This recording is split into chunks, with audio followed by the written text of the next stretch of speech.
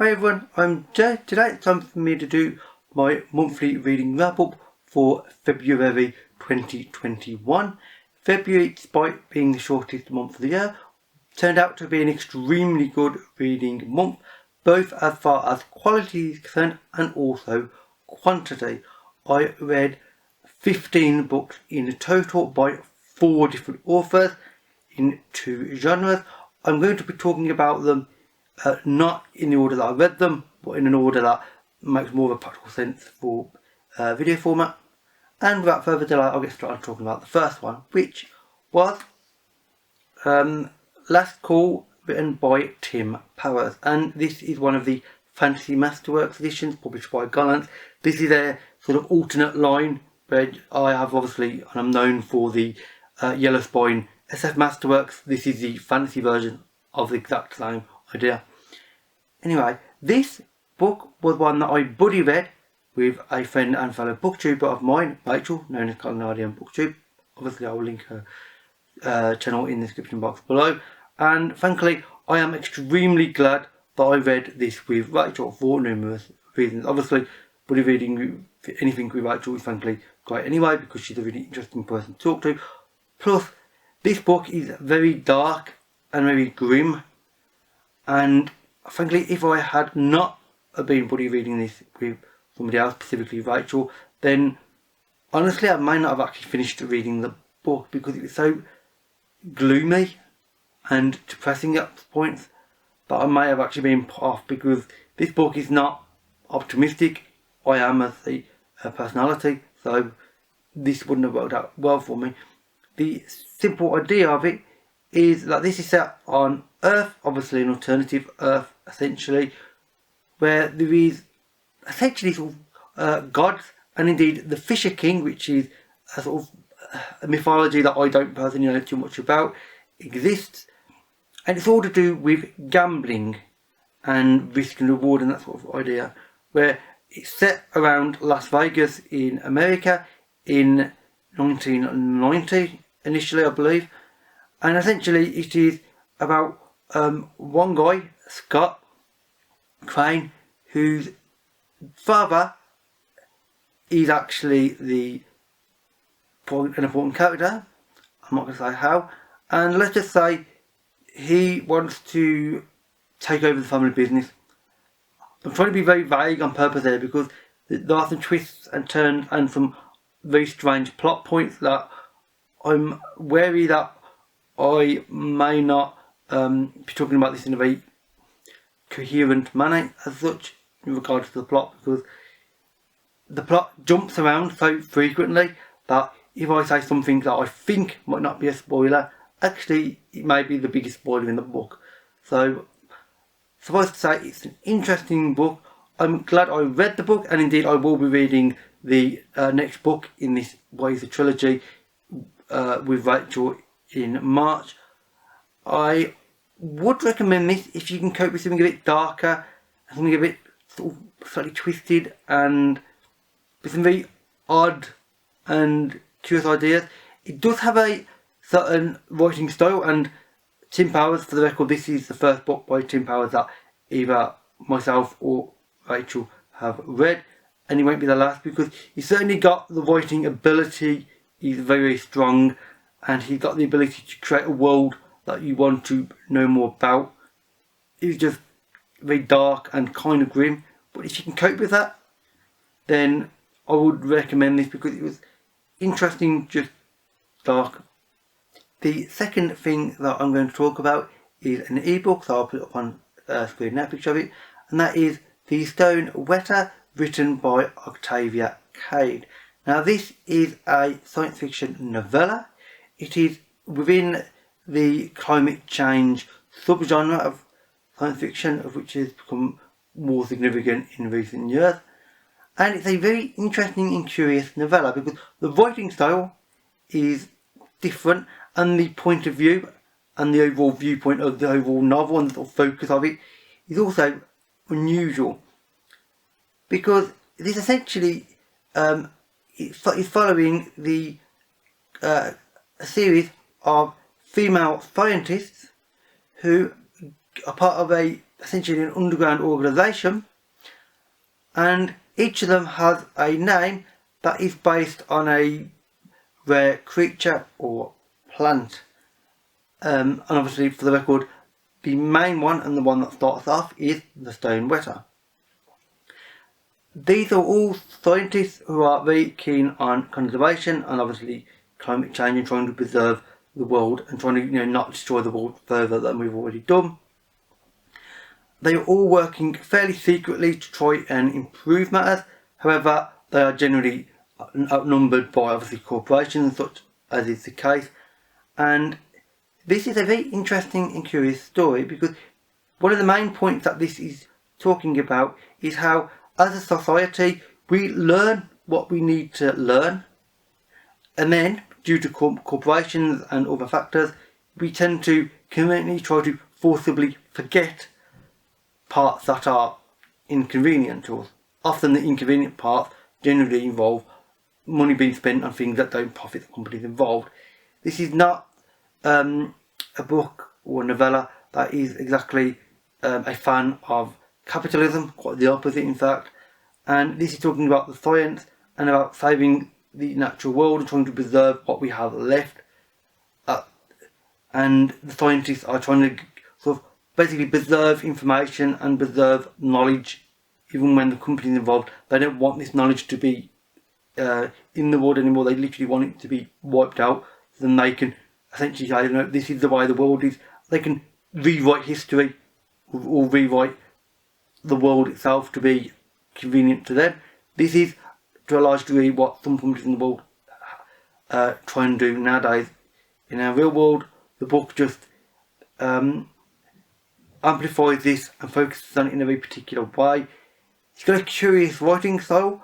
To start with, I wasn't even sure if I was going to like it, but once you get into the first few characters and you start understanding what the point of the novel is, I really did enjoy it, and I would highly recommend this if obviously the issues that I mentioned sounds of interest, because it is well written, curious characters and character development, and frankly the overall message and the concept that this is trying to discuss, and discusses rather well in fact, is an interesting one that I am personally greatly interested in overall. So I would highly recommend this novella because it was just really interesting and well written and frankly great overall.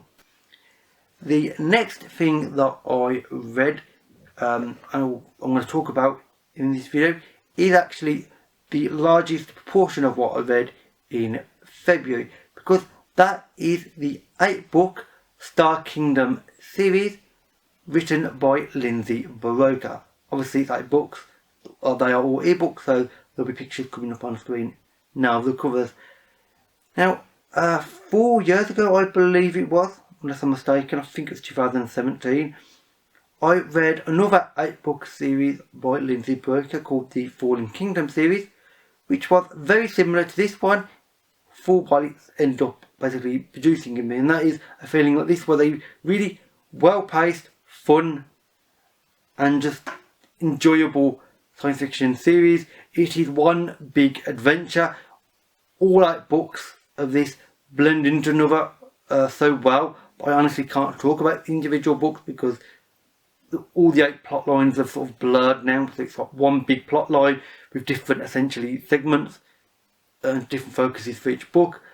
The characters are all really interesting, the plot is really fun. Yes, there are cliches in the book with characters and plot lines and locations, but frankly, what book nowadays doesn't have a cliche or a trope in it that is blatantly obvious because so many books are written? It's unavoidable. This does it well, and it does it with a certain style and a certain level of enjoyment that makes you enjoy what you read. I mean, I was just smiling when I read these books because they're very fast paced to read, the fast paced action, they have the quiet moments, and the plot line is not super complex in parts, but it's quite complex to talk about, and I'll risk spoilers. Suffice to say, this is about a kingdom called the Star Kingdom. It is in 12 different sections of space. they are separated by stargates, and essentially the whole plotline of the books is essentially a disassembled stargate is found, and the stargates were made by a very ancient race. Nobody even knows who made them before humans came to this area. Humans have been using the 12 gates that exist. However, this is an extra gate. Everybody wants to get hold of the gate, because if you can get hold of the gate, you can research it and hopefully make new gates, which will lead to obviously whole new systems. So everybody wants this gate, ideally for themselves. This presents problems because a lot of people aren't willing to share. And so I say it's just fun, fast paced, and just enjoyable. I mean, I've said that word enjoyable with these books already multiple times, but it really is.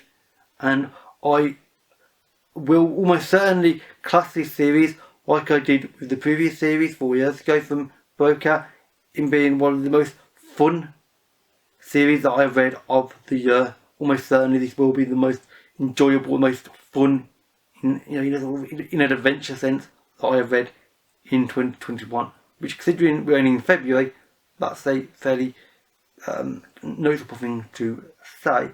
The fourth and final thing I'm going to talk about is the Discord novels that are part of my Pratchett reading project, which I've started in January this year. The 4 novels that I read are Equal Rites, Mort, Sourcery, Wyrd Sisters, and finally, and not least, Mort the Big Comic. For the record, I've owned this more than a decade, and I have never even opened the first page up. And I'm glad I did, because this was a fun little accompaniment to Mort.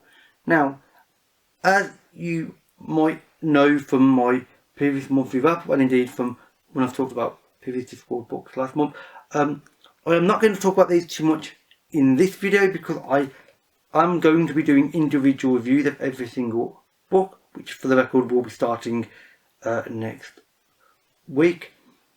Suffice to say though, that the Discord books by Pratchett, and indeed Pratchett as an overall author, is somebody that means an awful lot to me, because I read these when I was 8 years old, and now I am rereading them for the first time in more than a decade, and I am enjoying these immensely.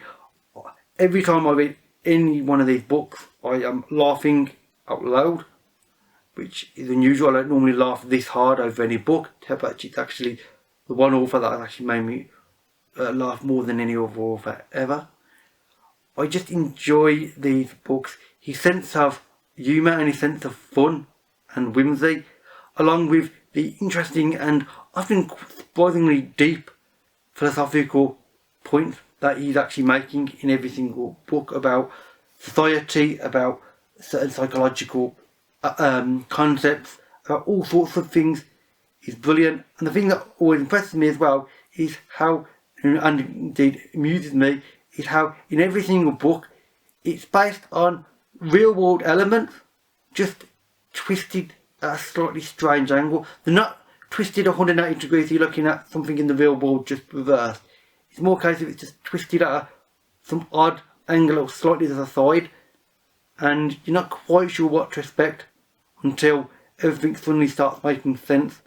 And the books are just truly enjoyable, fun, they make you smile, they definitely make me laugh almost continuously, actually to the point where my actual face is hurting from laughing so much, which is actually a first and almost unique to these books.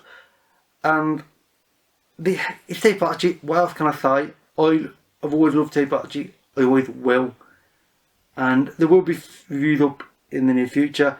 But if you want to read some just really fun and enjoyable fantasy novels, like I've just described, then read Pratchett, because nobody does that better than him, personally. And with that said, that is it for everything that I read in the course of February. If you have read any of these, I believe I'm holding them upside down, or you would like to, then please leave a comment. If you have any suggestions for books you think I might enjoy based on what I've talked about today, then obviously please leave a comment as well, because I'm always interested to discover new authors, new genres, subgenres, whatever.